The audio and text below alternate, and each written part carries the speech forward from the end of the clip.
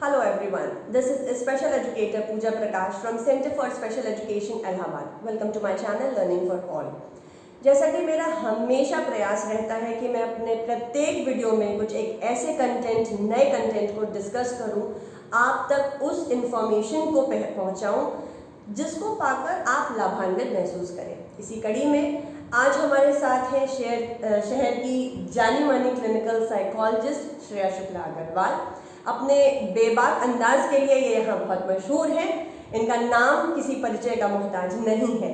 तो बिना वक्त ज़ाया किए आइए पूछते हैं कि श्रेया जी, सबसे पहला सवाल आप बताइए कि क्लिनिकल साइकोलॉजिस्ट और काउंसलर में आप क्या फ़र्क समझती हैं, या इज़ देयर एनी डिफरेंस, या दोनों एक ही जैसी चीज़ें हैं? अच्छा, तो जहाँ तक क्लिनिकल साइकोलॉजिस्ट और काउंसलिंग की बात है, एज ए क्लिनिकल साइकोलॉजिस्ट आपकी जो ट्रेनिंग होती है वो फर्स्ट ईयर में आप लोग, जैसे 2 साल का हमारा पीजी होता है, तो फर्स्ट ईयर की जो हमारी ट्रेनिंग होती है वो जनरलाइज होती है। बट सेकेंड ईयर में हम लोग की स्पेशलिटी दोनों असेसमेंट मतलब डायग्नोस्टिक टूल्स में और काउंसलिंग में होती है। जहाँ तक कि काउंसलिंग साइकोलॉजिस्ट की बात है तो उनकी ट्रेनिंग सिर्फ लिमिटेड होती है काउंसलिंग के लिए ही। तो अगर किसी ने काउंसलिंग साइकोलॉजी की है तो उसके बेसिस पे वो असेसमेंट नहीं कर सकते हैं।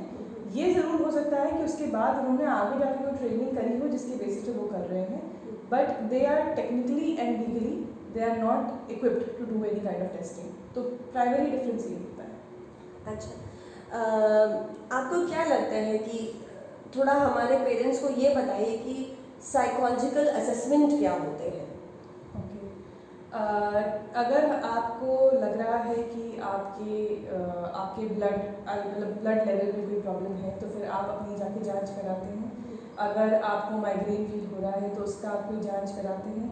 हर तरह के शारीरिक रोग के लिए कोई जांच है जिससे ये डायग्नोज हो सकता है कि आपको क्या प्रॉब्लम है और किस लेवल की प्रॉब्लम है। इसी तरह से मानसिक रोग में, मानसिक कंडीशंस में अलग अलग प्रकार के असेसमेंट्स होते हैं। ये निर्भर करता है कि हम किस लिए जांच कर रहे हैं। तो बच्चों में हम डेवलपमेंटल असेसमेंट्स कर सकते हैं। ADHD कंडीशन एक होती है, वो भी डेवलपमेंटल कंडीशन है, हम उसका असेसमेंट कर सकते हैं। ऑटिज्म का कर सकते हैं। बड़ों में हम जो साइकोलॉजिकल असेसमेंट करते हैं वो ये समझने के लिए करते हैं कि पहली बात तो मानसिक रोग है तो किस प्रकार का है, और उन असेसमेंट्स के बेसिस पे हम आगे रिकमेंडेशन और सजेशंस दे सकते हैं कि किस तरह की ट्रीटमेंट आगे प्रोग्रेस करना चाहिए। आपको लगता है कि जैसे बीइंग अ स्पेशल एजुकेटर मेरे पास कभी भी कोई पेरेंट आता है और मैं अमूमन ऐसे कई बच्चों से एक ही हफ्ते में मिलती हूँ जिनके बच्चे बड़े हो गए हैं और साइकोलॉजिकल असेसमेंट नहीं हुआ है। आपको क्या लगता है, थोड़ा सा ब्रीफ में बताइए कि वो कौन से ऐसे पॉइंटर्स होने चाहिए जिसको parents as a red flag लें, और फिर आप मुझे बताइए कि why psychological assessment is important, why it is required. Okay, देखिए, जहाँ तक पेरेंट्स की बात है, मैं बहुत एक सिंपल साधारण रास्ता बताती हूँ कि आप कैसे समझ सकते हैं बच्चे को ज़रूरत है। आप अपने बच्चे को के प्रोग्रेस को उससे मत कंपेयर करिए। कई बार क्या होता है, पेरेंट्स हमसे कहते हैं कि हमारा बच्चा 2 महीने पहले ये नहीं करा था, अभी करा तो उसमें चेंज आ गया है ना। यहाँ पे आप गलत जा रहे हैं। अगर आपके पास एक 3 साल का बच्चा है और आपको लगता है कि उसमें कोई दिक्कत है या प्रोग्रेस हो रहा है या नहीं हो रहा है, आपको इसमें थोड़ी सी भी शंका है, तो उस 3 साल के बच्चे को दूसरे 3 साल के बच्चे से कंपेयर करिए। हर बच्चे में फ़र्क होता है, पर जो डेवलपमेंटल उनके प्रोग्रेस होते हैं, जो माइलस्टोन्स होते हैं, वो समान होते हैं। तो अगर बच्चा उस तरह से सामान्य तरह से माइलस्टोन्स को अचीव नहीं कर पा रहा है तो एक असेसमेंट कराने में क्या हर्ज है। ज़्यादा से ज़्यादा हम यही बोलेंगे कि बच्चा बिल्कुल सामान्य तरह से डेवलप कर रहा है और कोई दिक्कत नहीं है, पर अगर हमें लगता है कि नहीं कुछ प्रॉब्लम है तो हम उसको अकॉर्डिंगली टैकल करना चाहेंगे। आप एक प्रश्न मेरे जहन में आ रहा है, क्योंकि मैं इस चीज़ को कई बार फेस करती हूँ अपने सेंटर पे। जैसे डॉक्टर्स कई बारी अपने पर्चे पर जब बच्चे आते हैं, पेरेंट्स आते हैं अपने बच्चों के साथ असेसमेंट के लिए, इंटरवेंशन के लिए, तो उनके पर्चों पर कहीं ADHD लिख दिया गया है, या ASD लिख दिया गया है, या ऑटिज्म लिख दिया गया है, या डिलेड भी लिख दिया जाता है। लेकिन जब पर्चे को आप पूरा पढ़िए, पलट के भी देखिए और बहुत सारी चीज़ों को पढ़िए, तो आपके पास वहाँ पर वो असेसमेंट टूल्स नहीं लिखे हुए हैं। तो आपको क्या लगता है, क्योंकि जहाँ तक मेरी जानकारी है किसी भी टेस्ट को एडमिनिस्टर करके ही आप लोग भी डायग्नोसिस तक पहुंचते हैं। ऐसे में कहाँ तक ये लाजमी है कि डॉक्टर साहब ने बस ऐसे ही लूजली लिख दिया और टेस्ट एडमिनिस्ट्रेट नहीं किया, यहाँ तक कि पेरेंट्स को भी गाइड नहीं किया कि भाई आप क्लिनिकल साइकोलॉजिस्ट का परामर्श लें। आपकी क्या राय है इसमें? पूजा, आई थिंक पहली बात तो thank you for asking this question. मैं इंतज़ार कर रही थी कोई ये सवाल पूछे ताकि मैं इस बारे में कुछ बोल पाऊँ। डॉक्टर्स जो प्रिस्क्रिप्शन पे कहीं पे भी जो हम लोग बहुत कॉमनली देखते हैं कि ADHD लिख दिया या ASD लिख दिया, इसकी दिक्कतें जो हैं वो काफ़ी लेवल्स पर हैं। मैं बहुत ही संक्षिप्त तरह से 2-3 चीज़ें बताना चाहूँगी। जी, पहली चीज़ तो ये है कि जब आप बच्चे को डायग्नोस करते हैं किसी भी कंडीशन के साथ, तो वो एक डायग्नोसिस एक ब्लैंकेट पॉलिसी नहीं है कि अगर वो ऑटिज़म है तो बस हमने ऑटिज़म लिख दिया। हर कंडीशन की अपनी अलग अलग वेरिएशंस हैं। जैसे ऑटिज़म है तो ऑटिज़म में सिवियर हो सकता है, मॉडरेट हो सकता है, माइल्ड हो सकता है। जो आप इंटरवेंशन करते हो या जो भी आप ट्रीटमेंट करते हो वो उसके हिसाब से ही हम डिज़ाइन करते हैं जी। तो बिना ये समझे कि बच्चा किस लेवल पर है आप उसका ट्रीटमेंट कैसे प्लान कर सकते हो, पहली बात। दूसरी बात, आई थिंक डॉक्टर्स जो इस तरह से लिख पाते हैं वो इसलिए भी है क्योंकि उनके हिसाब से the only way to treat this is through medication. और मेडिकेशन में सिवियरिटी का भी काम नहीं है क्योंकि आप बच्चे को वैसे भी ये दवाई देंगे, ऐसे भी वो दवाई देंगे। तो कहीं ना कहीं जो हमारे फील्ड को, हमारे थेरेप्यूटिक इंटरवेंशंस को लेके जो लिमिटेड अवेयरनेस है, कहीं ना कहीं उसके बारे में अगर डॉक्टर्स को हम बता पाएँ या उन तक ये बात पहुंचा पाएँ तो उनका ये तरीका ऑफ प्रिस्क्राइबिंग या diagnosing a child might change. तो इसमें दिस इज़ व्हाट आई से कि मल्टी डिसिप्लिनरी अप्रोच होना चाहिए बच्चे को ट्रीट करने के लिए, तभी हम उसमें वो जो रिजल्ट्स हम ला सकते हैं अच्छे तरह से वो आ पाएंगे। Absolutely, absolutely.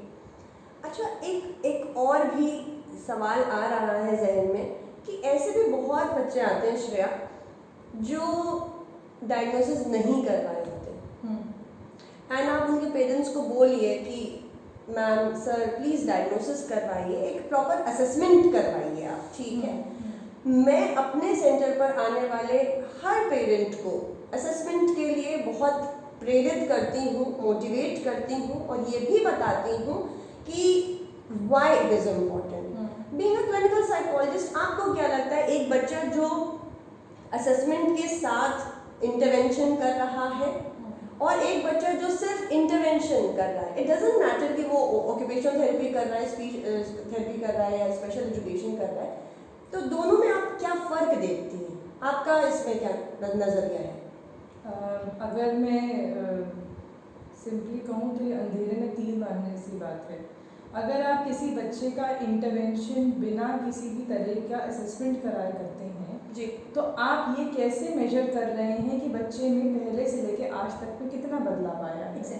अगर आपने पहले एक असेसमेंट कराया है और हमने ये बोला है कि डेवलपमेंटली आपका बच्चा इस लेवल पर है और अगर ऑटिज़म है या ADHD है वो इस लेवल पर है और फिर वो थेरेपी या इंटरवेंशन के लिए जाता है और उसके बाद हमारे पास आता है, तो हमारे पास एक ऑब्जेक्टिव डायग्नोस्टिक क्राइटेरिया है ये दिखाने का पेरेंट्स को कि बच्चे में इन क्षेत्रों में चेंजेस आए हैं। अगर आप ये कराते ही नहीं हैं तो फिर आप कभी भी बच्चे का असेसमेंट या इवैल्यूएशन अपने लिए एज अ पेरेंट, हमारे लिए एज अ साइकोलॉजिस्ट या आपके लिए एज अ स्पेशल एजुकेटर तो अलग चीज़ है, एज अ पेरेंट आपको जो कंफर्ट मिलना चाहिए आपको भी नहीं मिलेगा। तो it is very very very important कि आप असेसमेंट कराएं। मुझे ऐसा लगता है कि ज़्यादातर पेरेंट्स असेसमेंट डर के बारे में नहीं कराते क्योंकि उनको लगता है कि रिपोर्ट में ऐसा कुछ लिख के आ जाएगा जिसको वो फेस नहीं कर पाएंगे, तो वो पहले थेरेपी कराना चाहते हैं बच्चे का लेवल थोड़ा बेटर हो जाए ताकि रिपोर्ट में कुछ नेगेटिव ना लिख के आए, इस डर से शायद ना करा रहे हूँ। तो इस डर को निकालिए क्योंकि आपके बच्चे के प्रति अवेयरनेस जब तक नहीं आएगी, उसकी दिक्कत के प्रति अवेयरनेस नहीं आएगी, आप उसकी मदद ही नहीं कर सकते। मुझे लगता है कि यहाँ पे एक्सेप्टेंस भी बहुत बड़ा रोल प्ले करता है। डिनाइल की स्टेट में नहीं होंगे तो इन सब परिस्थितियों से हम बेहतर तरीके से निकल पाएंगे, पार पा पाएंगे। आपका क्या ओपिनियन है किसी भी बच्चे की स्पेशल एजुकेशन, स्पीच थेरेपी या ऑक्यूपेशनल थेरेपी के लिए? देखिए, हमारे पास जब बच्चा आता है तो ऑब्वियसली अगर वो आपके पास रेफ़र किया गया है तो हम ये कहते हैं कि भाई मैम बताएंगी, मैम गाइड करेंगी। कई बार हमसे भी जो लोग बाहर से आते हैं और असेसमेंट रिपोर्ट होती है और ऐसा कुछ रिकमेंडेशन नहीं होता और मुझे समझ में आ रहा होता है कि स्पेसिफिक थेरेपी की ज़रूरत है, तो हम उन्हें रिकमेंड करते हैं। आप बताइए इस पर अपनी राय कि किस बच्चे को किस तरीके से क्या आप गाइड करती हैं। सबसे अगर कोई भी साइकोलॉजिकल रिपोर्ट आप अगर देखें जो बच्चे पे की गई है, तो आप देखेंगे सबसे पहले हम लिखते हैं चीफ कंप्लेंट। चीफ कंप्लेंट मतलब पेरेंट आपके पास किस वजह से आया ही किस क्या दिक्कत के complaint साथ। है। जी बिल्कुल। तो वो चीफ कंप्लेंट में हम पेरेंट क्या बताता है इस पर निर्भर करता है कि हम आगे जाके किस बेसिस पे इवैल्यूएशन करेंगे। अगर पेरेंट आके हमसे कह रहा है कि बच्चे में स्पीच नहीं है, सोशलाइजेशन में प्रॉब्लम है, तो हम ऑटोमेटिकली सोचते हैं कि एक ऑटिज्म का टेस्ट लगा लेंगे। अगर पेरेंट हमें सेंसरी इश्यूज़ के बारे में बताता है तो हमें लगता है चलो ठीक है, वो भी ऑटिज्म के अंडर है और रिकमेंडेशन में हम ऑक्यूपेशनल थेरेपी डाल सकते हैं।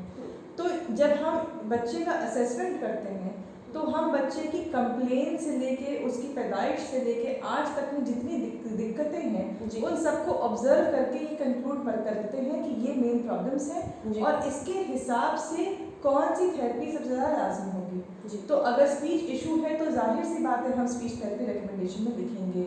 अगर उसकी स्पेशल नीड्स हैं एजुकेशन में तो फिर हम उसकी स्पेशल एजुकेशन के रिकमेंड करेंगे। तो ज़रूरी नहीं है कि हर बच्चे को हर तरह की थेरेपी की ज़रूरत हो, पर हाँ अगर ज़रूरत है तो आप एज ए पेरेंट उसको इनकरेज करिए और आप भी समझिए कि ये सारे थेरेपिस्ट आपकी ही हेल्प के लिए हैं और प्लीज़ उसको लेके जाइए उसके लिए।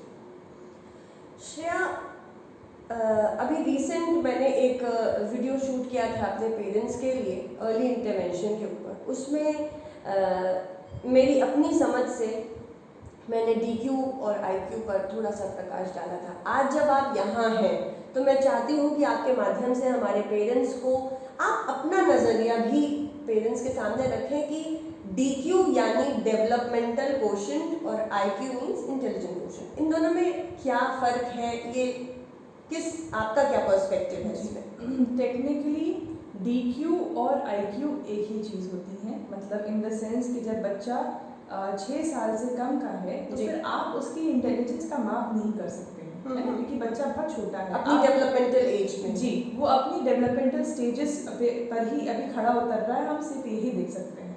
तो इसीलिए हम कहते हैं कि 6 साल से कम के बच्चे में हम डेवलपमेंटल कोशेंट की एनालिसिस करते हैं, उसकी जांच करते हैं। और जब बच्चा 6 साल से बड़ा हो जाता है तब हम उस कहते हैं कि बच्चे की अब इंटेलिजेंस डेवलप हो रही है और हम IQ को मेजर करना चाहते हैं। जब बच्चा 6 साल से छोटा है तो उसके क्योंकि क्रिटिकल पीरियड्स डेवलप हो रहे होते हैं, इंपॉर्टेंट पीरियड्स डेवलप हो रहे होते हैं। ये क्रिटिकल पीरियड को थोड़ा सा बताएं पेरेंट्स को। जब बच्चा 6 साल से छोटा होता है तो बच्चे की रेट ऑफ डेवलपमेंट बहुत रैपिड होती है ना। हम ये कहते हैं कि 90% जब तक बच्चा 6 साल का होता है उसकी बुद्धि का विकास हो चुका होता है। इस बुद्धि के विकास के कुछ माइलस्टोन्स होते हैं, है ना, जिसको हम डेवलपमेंटल माइलस्टोन्स कहते हैं। तो स्पीच का एक माइलस्टोन है, उसकी सिटिंग का, नेक होल्डिंग का, चलने का, हर चीज़ का एक माइलस्टोन है। जी, बच्चे का डेवलपमेंट इन क्रिटिकल पीरियड्स के हिसाब से कितना ऊपर नीचे हो रहा है हमारे लिए ये देखना बहुत ज़रूरी है, क्योंकि ये एक बहुत अच्छा मार्क है ये समझने के लिए कि बच्चे के आगे का प्रोग्रेशन किस लेवल पे होगा, है ना, और बच्चा हमारा कितना पीछे है। जी, और इसी में निर्धारित होती है फिर ये थेरेपीज। बिल्कुल।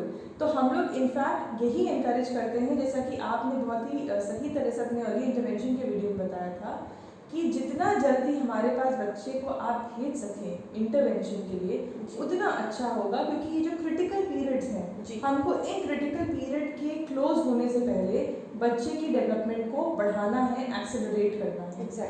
सबसे लेटेस्ट जब से जो लास्ट डेवलपमेंटल एज होती है वो होती है लैंग्वेज की। जी, लैंग्वेज हम कहते हैं 12 साल तक चलती है। 12 साल तक धीमे धीमे बच्चे की लैंग्वेज डेवलप होती रहती है, पर बाकी चीज़ें तो डेवलप हो गई।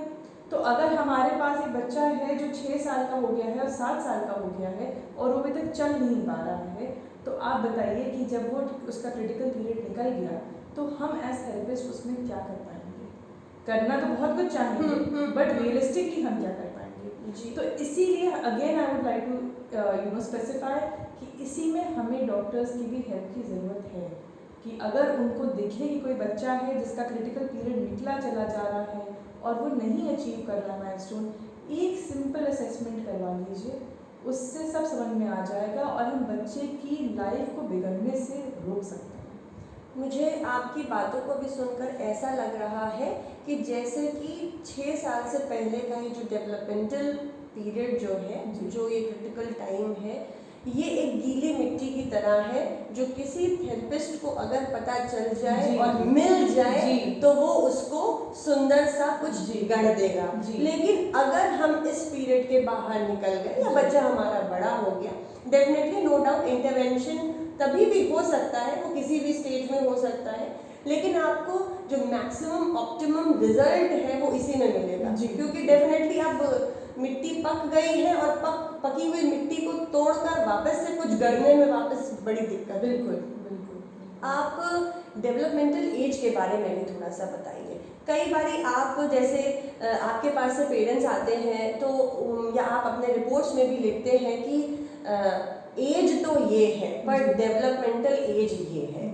जी इसको थोड़ा सा एक्सप्लेन करें। अगर हम आपसे पूछें कि आपकी उम्र क्या है तो सिंपली आप अपनी डेट ऑफ बर्थ के हिसाब से अपनी एज बताते हैं। तो उसको हम लोग अपने IQ असेसमेंट्स में क्रोनोलॉजिकल एज कहते हैं, जो आपकी एक्चुअल एज है। हमारा काम एज साइकोलॉजिस्ट, जब हमारे पास भी बच्चा IQ वैल्यूएशन के लिए आता है तो ये होता है कि हम देख पाएँ कि बच्चे के का मानसिक विकास कितना हुआ है। मानिए कि हमारे पास एक बच्चा आया है जो 6 साल का है और हमने उस पर डेवलपमेंटल असेसमेंट किया और उस असेसमेंट के बेसिस पे उसका डेवलपमेंटल एज 3 साल का आ रहा है। तो इसका मतलब ये है कि बच्चे के जो माइलस्टोन्स हैं वो अभी एक 3 साल के बच्चे के माइलस्टोन के हिसाब से चल रहे हैं। इसको हम मेंटल एज भी कह सकते हैं। इसको हम मेंटल एज भी कह सकते हैं। हम इसको अगेन 6 ईयर्स से कम में डेवलपमेंटल एज कहते हैं और उसके बाद हम मेंटल एज कहते हैं। ओके, है ना? तो अगर बच्चे का 3 इयर्स का आ रहा है तो अगर आप सीधा सीधा आंकड़ा देखें तो ये 50% कमी की कैटेगरी में आता है 6 इयर्स टू 3 इयर्स के फर्क में। और इसको हम फिर माइल्ड डेवलपमेंटल डिले कहते हैं। तो हमारा काम ये है समझना कि बच्चे का मानसिक विकास अभी किस उम्र के बच्चे के हिसाब से है और इसको हम अब किस तरह से उठाएं और किस रेट पे उठाएं, ये थेरेप्यूटिक इंटरवेंशन का काम होता है। क्रिटिकल पीरियड आप एक शब्द है जो अक्सर लिख देती हैं। ये क्या है? क्रिटिकल पीरियड बेसिकली वो इम्पॉर्टेंट पीरियड है बच्चे के डेवलपमेंट का जिस समय आपके ब्रेन में प्लास्टिसिटी बहुत होती है। आपका ब्रेन फुल्ली डेवलप नहीं होता है, आपका ब्रेन परमानेंटली फॉर्म नहीं होता है। ये जो न्यूरोप्लास्टिसिटी आजकल बहुत ये आप उसी की बात करें। जी तो क्रिटिकल पीरियड का पूरा कॉन्सेप्ट ही प्लास्टिसिटी पर डिपेंड करता है। देखिए एक ज़माना था कि जब बच्चा मन बुद्धि पैदा हो गया तो पूरा घर बैठ के रोने लग जाता था कि मन बुद्धि पैदा हो गया। अब वो उम्र या अब वो ज़माना नहीं है। अब आप बहुत कुछ कर सकते हैं बच्चे के साथ, पर वो तभी कर पाएंगे जब आप ये समझेंगे कि बच्चे का मंद बुद्धि का लेवल कितना है या वो मंद बुद्धि है कि नहीं, और उसके हिसाब से आप उसकी ब्रेन का डेवलपमेंट के लिए थेरेप्यूटिक इंटरवेंशन दे पाएंगे। एग्जैक्टली।